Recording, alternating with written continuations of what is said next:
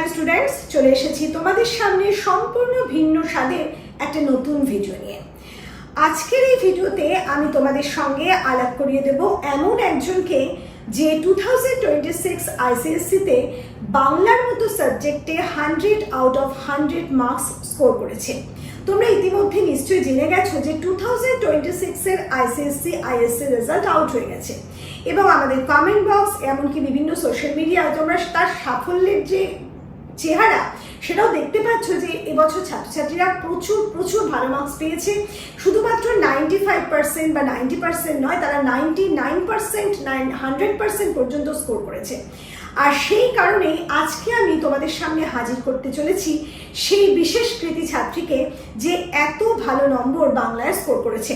তোমরা বহুবার আমার কাছ থেকে জানতে চাও যে বাংলায় কি এত নম্বর পাওয়া যায় বা বাংলায় কি ফুল মার্কস পাওয়া যায়, আর যদি পাওয়া যায় তাহলে কিভাবে পাওয়া যায়। তাহলে চলো আজকে আমরা হুগলি জেলার ত্রিবেণী টিস্যু বিদ্যাপীঠের ছাত্রী অনামিতা মুখার্জির কাছ থেকে শুনে নিই যে তার বাংলায় 100 আউট অফ 100 এর আসল রহস্যটা ঠিক কি। হ্যালো অনামিতা, কেমন আছো আগে বলো। ভালো আছি ম্যাম, আপনি কেমন আছেন? আমিও খুব ভালো আছি। আর আজকে আমি সব থেকে ভালো আছি এই কারণে যে আমাদের আইসিএসসি বা আইএসসি রেজাল্ট অত্যন্ত ভালো হয়েছে। বিশেষভাবে তোমরা অনেকেই 100 আউট অফ 100 এর খবর আমার কাছে আনছো, আর 90-র ওপর বা 95-এর ওপরে স্টুডেন্টের সংখ্যাও প্রচুর। রীতিমতো কমেন্ট বক্স দেখে নিশ্চয়ই বুঝতেই পারছো যে রেজাল্ট কতটা ভালো হয়েছে। যাই হোক, আইসিএসসিতে তুমি এবছর 100 আউট অফ 100 পেয়েছো বাংলার মতো সাবজেক্টে। তুমি আমাদের অডিয়েন্সকে একটু বলো, যে নিজে মুখেই বলো যে তুমি এবছরে কিভাবে রেজাল্টটা এত ভালো করেছো। বাংলা তো একটা ভাষা, তো ভাষার প্রতি ভালোবাসা থাকলে আমার মনে হয় অনেক কিছু করা যায়। এবং যখন আপনার মতো একজন টিচার আমাদেরকে গাইড করেন, তো তখন তো ভাবাই যায় না কতটা আমরা হেল্প পাই। তো প্রথম আমি যেটা বলতে চাই, আমার সংকলিতার গল্প আর চাঁদের পাহাড় ছিল। তো আমাদের আইসিএসসির আগে যে 3 দিন ছুটি ছিল বাংলার আগে, সেই কয়েকদিনে আপনার শর্ট ভিডিওস গুলো ভীষণ হেল্প করেছে। আপনি যেভাবে যে সিকোয়েন্সে ইনফ্যাক্ট গল্পগুলো প্রায়োরিটাইজ করেছিলেন, সেই সিকোয়েন্সেই এসছে। তো আমি তো ফার্স্ট সকলকে রেকমেন্ড করব যে দ্য বেঙ্গলি গাইড চ্যানেলটা সাবস্ক্রাইব করুক এবং অবশ্যই আচ্ছা, আপনার ভিডিওগুলো অবশ্যই আসছি। তুমি আগে আমাকে বলো যে বাংলা ছাড়া তোমার আদার্স যে সাবজেক্টগুলো আছে সেখানেও কি তুমি এরকমই 100 আউট অফ 100 স্কোর করেছো, না সেখানে একটু খারাপ হয়েছে, কিরকম হয়েছে? আমার হিস্ট্রি, জিওগ্রাফি, কম্পিউটার অ্যাপ্লিকেশন এইগুলোতে ফুল মার্কস হয়েছে। আর আমার ম্যাথমেটিক্সে 97। এছাড়া ইংলিশের অ্যাভারেজ হয়েছে 97। তো সায়েন্স গ্রুপটা আমার একটু খারাপ হয়েছে ফিজিক্সের জন্য, আদারওয়াইজ কেমিস্ট্রিতে 99। তো বাড়ির লোক মোটামুটি খুশি, কিন্তু আমি আরেকটু এক্সপেক্ট করেছিলাম হলে হতো। ওকে, ঠিক আছে, এক্সপেকটেশন থাকা ভালো। আশা করছি ফিউচারে আরো ভালো হবে। কিন্তু এই যে বাংলায় 100 আউট অফ 100, মানে অন্যান্য সাবজেক্টের থেকেও তুমি বাংলায় বেশি স্কোর করতে পেরেছো। আমরা প্রত্যেক বছর বলি, মানে আমি বলি বিশেষ করে, যে বাংলায়ও 100 মানে ফুল মার্কস পাওয়া সম্ভব, কিন্তু প্র্যাকটিক্যালি যে 100 পাওয়াটা কতটা কঠিন বাংলায়, সেটা কিন্তু আমি মানে অ্যাজ এ টিচার ফিল করি। কারণ বাংলার মতো সাবজেক্টে আমাদের প্রচুর স্কোপ আছে যেখানে মার্কসটা কাটা যায়। কারণ তোমাদের প্রেজেন্টেশন, সব থেকে বড় কথা যে তোমাদের যে স্পেলিং মিস্টেক, যেটা মানে আইসিএসসি বা আইএসসি স্টুডেন্টসদের কাছে একটা খুব কঠিন গুরুত্বপূর্ণ ব্যাপার, যেখানে স্পেলিং মিস্টেক করবে না, মানে তোমরা যে স্পেলিং মিস্টেক করবে না এটা ভাবাটাই কঠিন। সেখানে দাঁড়িয়ে মানে বাংলার মতো সাবজেক্টে 100 পেয়ে যাওয়া, তুমি কিভাবে প্রস্তুতিটা নিলে? মানে এই যে স্পেলিংও মিস্টেক হয়নি, নিশ্চয়ই সেভাবে কোথাও কোনো রকম মিস্টেক না করে তুমি এই মার্কসটা স্কোর করতে পেরেছো। এবার তুমি নিজেকে কিভাবে তৈরি করেছো? ক্লাস 9 থেকেই কি তুমি নিজেকে তৈরি করেছো, না 10-এ উঠে বিশেষভাবে প্রিপেয়ার হয়েছো? অ্যাকচুয়ালি এটা 9 থেকে প্রিপারেশনটা করেছি, কারণ 9-এর আমাদের সিলেবাসটা ইনক্লুডেড থাকে 10-এ। স্পেলিং মিস্টেকটা এড়ানোর জন্য আমি খুব টেক্সট পড়তাম, যেটা আমার মনে হয় খুব ইম্পর্টেন্ট। শুধুমাত্র নোটসের উপর ভিত্তি করে যেটা হয়, আমরা ফুললি ইকুইপড হতে পারি না, যেটা আমরা টেক্সট করলে যে কনফিডেন্সটা পাই স্পেলিং এর ক্ষেত্রে, সেটা আমার মনে হয় সেখান থেকে মানে টেক্সট পড়া থেকেই এসছে। এছাড়া কতটা কোয়ান্টিটিতে লিখবো এইটা তো মক টেস্ট দিতে দিতে এসছে। মক টেস্ট ভীষণ ইম্পর্টেন্ট, বোঝা যায় যে নিজেকে কোনখানগুলো তারপরেও তুমি কি আমাদের mock তৈরি test করতে হবে আর কি। আমাদের মক টেস্ট কি ফেস করেছিলে তুমি? হ্যাঁ, আমি দুটো মক টেস্টই ফেস করেছি। ওকে, তা সেই মক টেস্টে তুমি কিরকম মার্কস পেয়েছিলে? ফার্স্ট মক টেস্টের মার্কস আমার ঠিক মনে নেই, আর সেকেন্ডটা আমি 72 পেয়েছিলাম আমার যতদূর মনে আছে, আউট অফ 80। হ্যাঁ আচ্ছা, সেখান থেকেও তোমার আরো ইমপ্রুভমেন্ট এসছে আমরা বুঝতে পারছি, যেখানে আরো হ্যাঁ। ভালো মার্কস তুমি পেয়েছো। আমি তো মনে করতে পারছি না তুমি কোথায় কি ভুল করেছিলে সেই সময়, তবু আমার হাতে আউট অফ মানে 72 আউট অফ 80 অনেক ভালো মার্কস। এবং আমি তখন প্রত্যেককেই বলে থাকি যে 72 মানে তোমরা ধরে নিতেই পারো 99 টাচ করছে, বাট 1 নম্বরও কাটা যাবে না। এটা সত্যিই আমি খুব মানে অত্যন্ত গর্বিত, এবং তুমি আমাদের সমস্ত স্টুডেন্টসদের কাছে একজন নজির হতে পারবে যে বাংলায় 100 পেয়েছো। এটা সত্যিই খুব একটা গুরুত্বপূর্ণ কথা। এবার আমি আরেকটা প্রশ্ন করব যে ক্লাস 9-এ তুমি যে মানে যে পেপারগুলো পড়েছো, মানে যে বিষয়গুলো পড়েছো, আমাদের যে সাহিত্যের 4টে রূপ আছে, মানে গদ্য, পদ্য, মানে উপন্যাস এবং নাটক, সেক্ষেত্রে কি তুমি এই চাঁদের পাহাড় এবং এই গদ্য নিয়ে 9 থেকে এগিয়েছিলে, না 10-এ উঠে কিছু চেঞ্জেস এনেছো? না, আমাদের সংকলিতা গদ্য আর চাঁদের পাহাড় 9 থেকেই ছিল, আলাদা করে কিছু চেঞ্জ হয় না। না, হ্যাঁ, প্রথম থেকেই ছিল। আচ্ছা, ভেরি গুড। আর এই যে বলছো যে তুমি শুধুমাত্র টেক্সট পড়ে কনসেপ্ট তৈরি করেছো, কিন্তু এই যে লেখার প্র্যাকটিস, আমি সবসময় বলি একটা লেখার প্র্যাকটিস দরকার, বা ঠিক কতটা লিখবো একটা প্রশ্নের সাথে আমি যদি ঠিক সেইভাবে যোগাযোগ আমার না থাকে, তাহলে আমি এক্সাম হলে বসে নিজেকে প্রিপেয়ার করব যে কিভাবে আমি কতটা লিখবো, এটা কিন্তু ভেরি মানে খুব ডিফিকাল্ট একটা ব্যাপার। সেটা কি তুমি করেছিলে যে নিজেকে তৈরি করা, সেটা কিভাবে?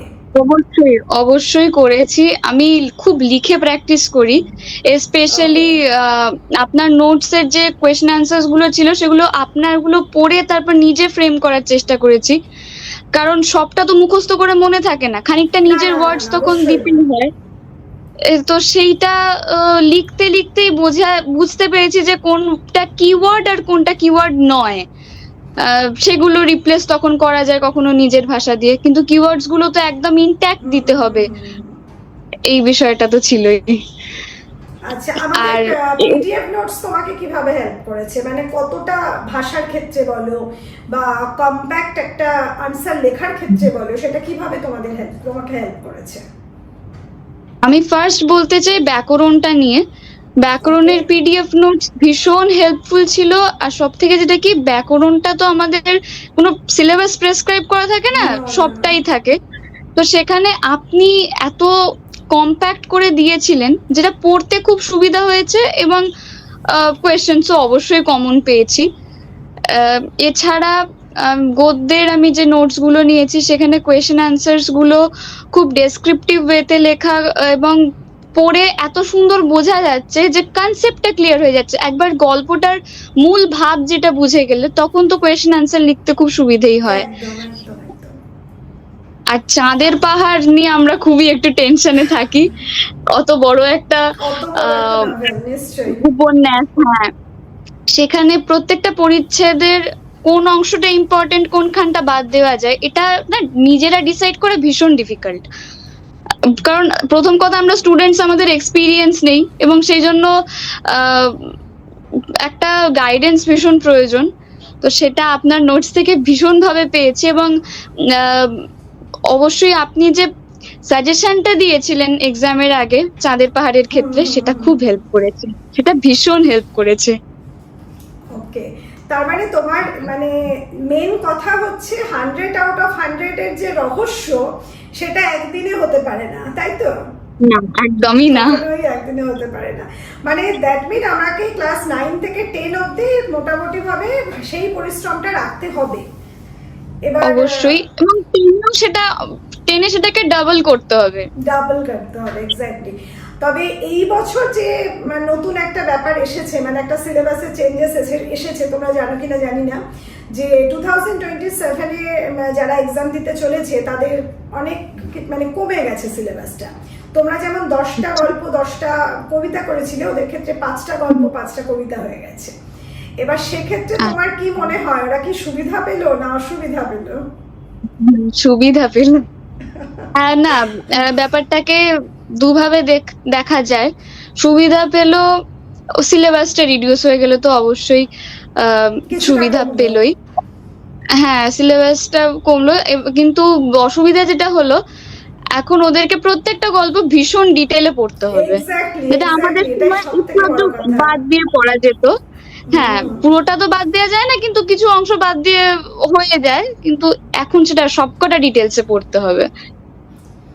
তবুও তার মধ্যে নতুন কোনো ভাবনা আমাকে ভাবতে হবে, যার ফলে ওরা একটু সুবিধা পায়, তাই তো? যাকে আমার খুব ভালো লাগছে, তোমাকেও অনেক অনেক শুভেচ্ছা, অনেক অভিনন্দন। আর আমার চ্যানেলে তোমাকে পেয়েও আমার খুব ভালো লাগছে। তুমি যে এই লং জার্নি আমাদের চ্যানেলের সাথে থেকেছো সেটাও আমার খুব ভালো লাগছে। আর একটা কথা আমি বলবো, তোমরা যে এই যে নোটস পারচেস করেছো বা বিভিন্নভাবে আমাদের টিমের সাথে যোগাযোগ রেখেছো, সেক্ষেত্রে আমাদের টিম মেম্বাররা কতটা সহায়ক ছিল বা তোমাদের কতটা সাহায্য করতে পেরেছেন তারাও, সেটা কি বলবে?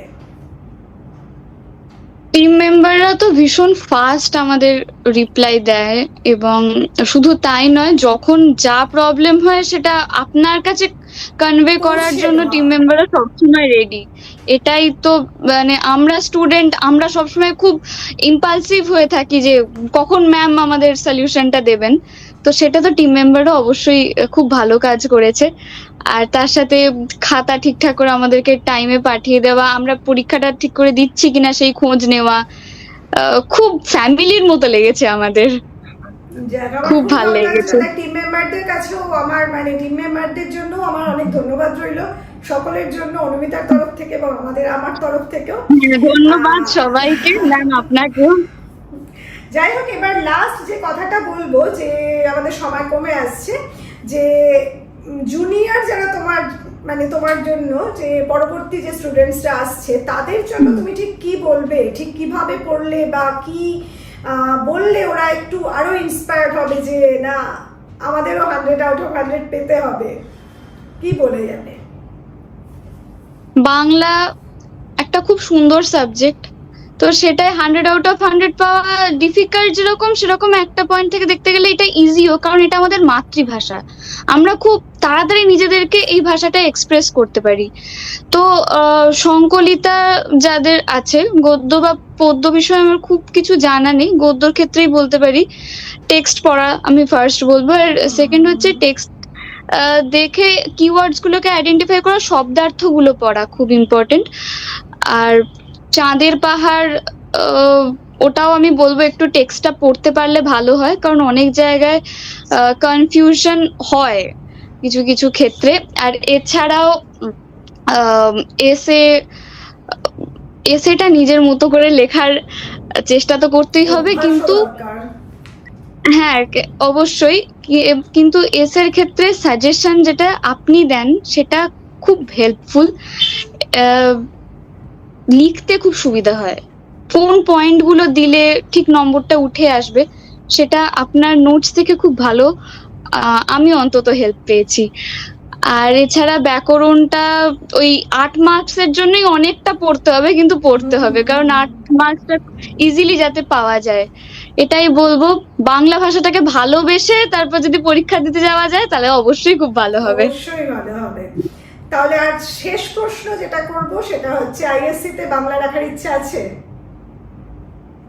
না, আপাতত নেই, তবে আমি ভাবছি, এখনো তো ফাইনাল কোনো ডিসিশন হয়নি, দেখছি কি করা যায়। না, ডিসিশন অবশ্যই তোমার, তবে আইএসসি বাংলাও অবশ্যই ভালো স্কোর করা যায়, সেটা এবছরের ছেলেমেয়েরাও প্রমাণ করে দিয়েছে। আইএসসি তে 99 100 পর্যন্ত পেয়ে দেখিয়েছে। কাজেই আমি অবশ্যই বলবো বাংলা চাইলে তুমি নিতে পারো, কিন্তু শেষ সিদ্ধান্ত তোমার। তবে আজকে খুব ভালো লেগেছে, আর ভবিষ্যতে প্রত্যেকটা পরীক্ষা, শুধুমাত্র আইএসসি নয়, ভবিষ্যতে সমস্ত পরীক্ষায় ঠিক এইভাবে সাফল্যমণ্ডিত হও। অনেক অনেক শুভেচ্ছা রইল। ঠিক আছে, খুব ভালো থেকো। Thank you ma'am. Okay okay, bye. তাহলে অনামিতার কথা তো তোমরা শুনলে, এবং আমি বিশ্বাস করি যে ওর থেকে তোমরা এমন অনেক কিছু জানতে পারলে যা ভবিষ্যতে তোমাদেরকেও কিন্তু বাংলায় এতটাই সাফল্যমণ্ডিত হতে সাহায্য করবে। খুব তাড়াতাড়ি তোমাদের সামনে আমি আরও একজন কৃতি ছাত্রীকে হাজির করছি।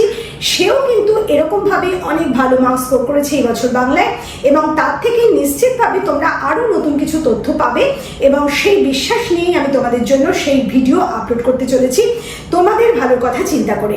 আর যাদের সাথে আমি যোগাযোগ করতে পারলাম না, অথচ যারা 99% এবং তার থেকে কম অথবা 100 আউট অফ 100ও পেয়েছো দু একজন, তাদের প্রত্যেকের জন্য রইল আমার অনেক অনেক শুভেচ্ছা, ভালোবাসা ও শুভকামনা।